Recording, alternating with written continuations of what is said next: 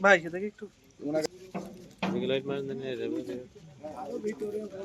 কি ঘটনা? আচ্ছা, rapid action battalion CBC-2 rapid action battalion 6 CBC-2 Jhenaidah গোপন সংবাদের ভিত্তিতে আমরা জানতে পারি যে বর্ডার থেকে আন্দোলনের বর্ডার থেকে একটি পিকআপ ভ্যান ঝিনাইদহ বাইপাস হয়ে মাগুরার দিকে যাবে। তো তৎক্ষণাৎ আমরা আমাদের টিম রেডি করে বিভিন্ন জায়গায় চেকপোস্ট বসিয়ে এই জায়গাটায় অর্থাৎ ঝিনাইদহ বাইপাস হামদা বাইপাসের মধ্যে আমরা এই গাড়িটিকে আটক করতে সমর্থ হই। এখানে দুইজন লোক ছিল, আমরা একজন লোক পালিয়ে যায়, আমরা একজনকে আটক করতে সমর্থ হই। এখানে অনেক মালামাল আছে, আমরা এখনো মালামালগুলো গুনে দেখিনি, আমরা ক্যাম্পে নিয়ে হয়তো মালামালগুলো গুনবো, গুনে পরবর্তীতে আপনাদেরকে জানাতে পারবো।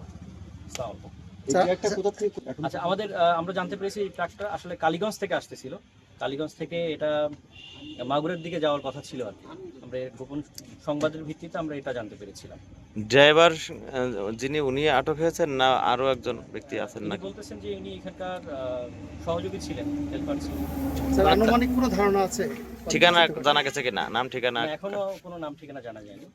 পরিমাণটা আনুমানিক কোনো ধারণা আনুমানিক পরিমাণ বোঝা যাচ্ছে না, এটা আসলে অনেকগুলো বস্তা এখানে আছে, আমরা গুনে আপনাদেরকে জানাবো। কতগুলো বস্তা? 7-8টা বস্তার মতো হবে, ছোট ছোট 7-8টা বস্তা। ঠিক আছে, থ্যাংক ইউ।